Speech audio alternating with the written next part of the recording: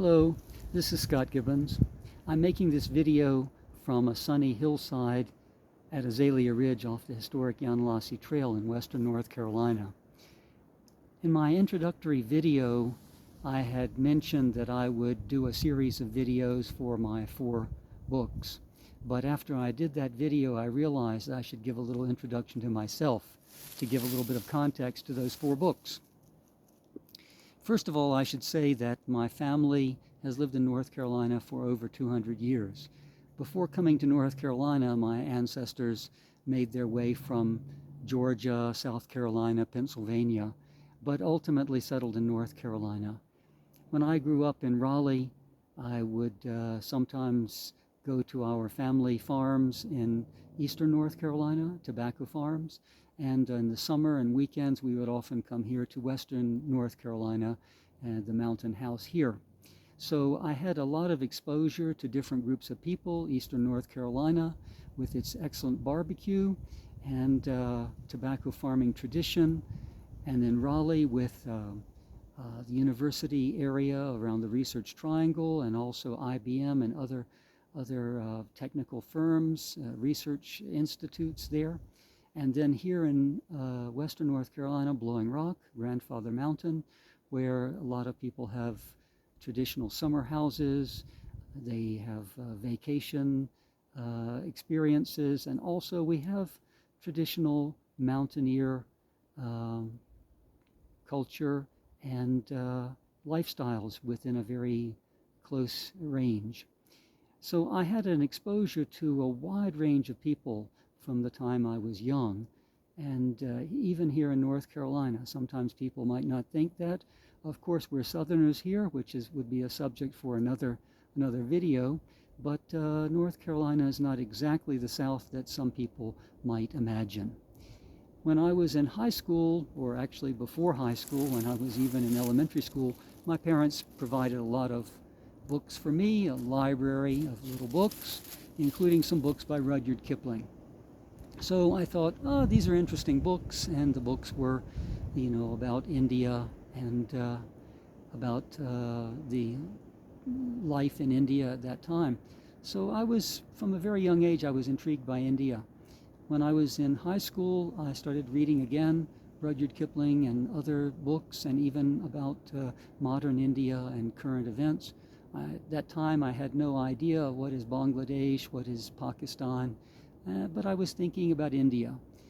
When I was in my senior year in high school, I was a special student at North Carolina State University, and I made some studies there where I continued to read about India, and then started making decisions about where I would study at the university when I would graduate from high school. But I wanted to study about India. So I looked around and tried to find where could I study about India, and remarkably near home, Duke University offered studies of India. When I went to Duke, I studied about South Asia. I studied about the Islamic world. Duke offered a program which used to be called Oriental Studies, and at that time was called Comparative Area Studies. So I focused on South and West Asia.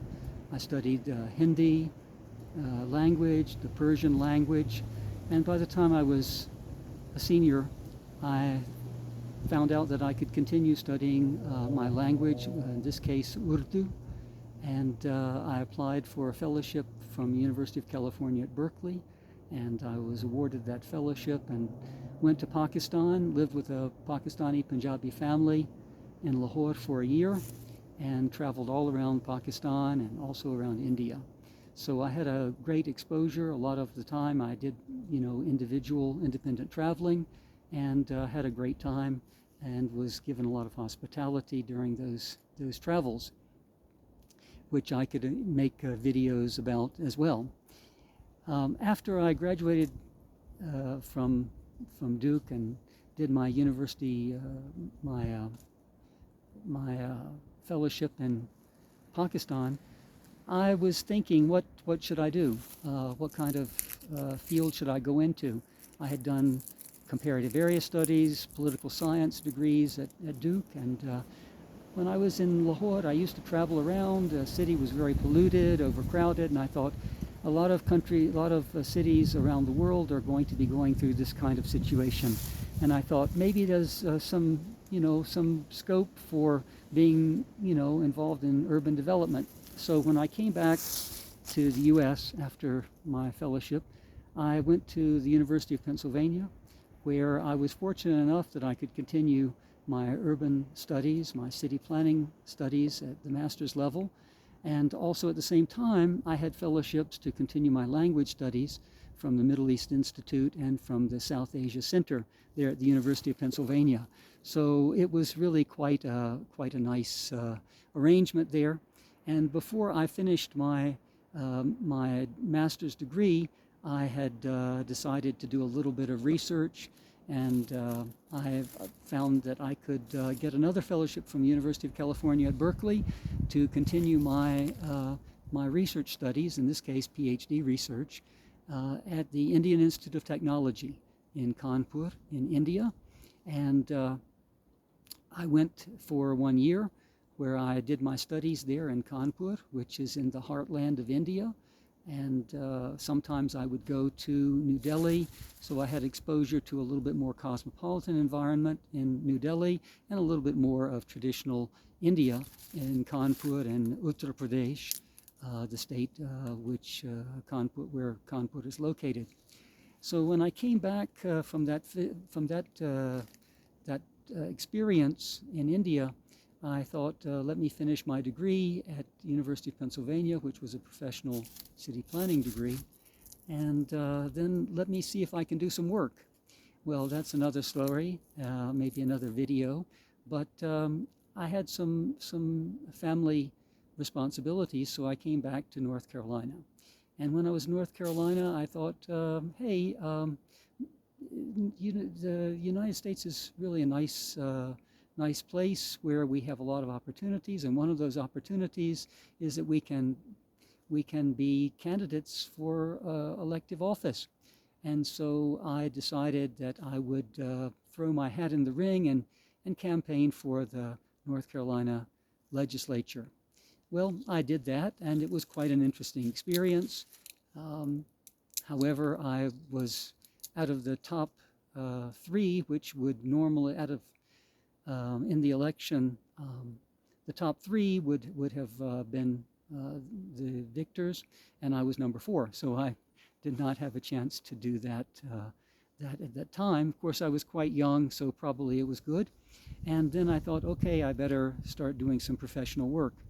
So I did work in Washington, D.C. I was a consultant in transportation and land use, which was my research interest in India before. One day I had an opportunity to go to Pakistan to do some work in transportation, which I did, and after that I was overseas most of my adult life.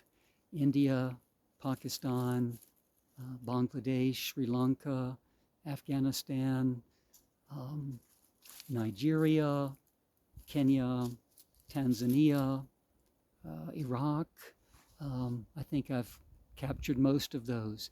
So I did a lot of work overseas and had some interesting experiences, and one of these days I should probably make a video about that as well.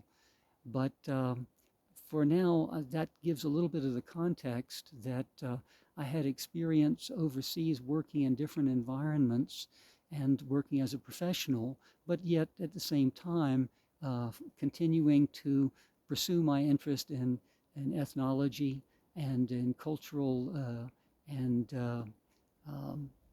social issues.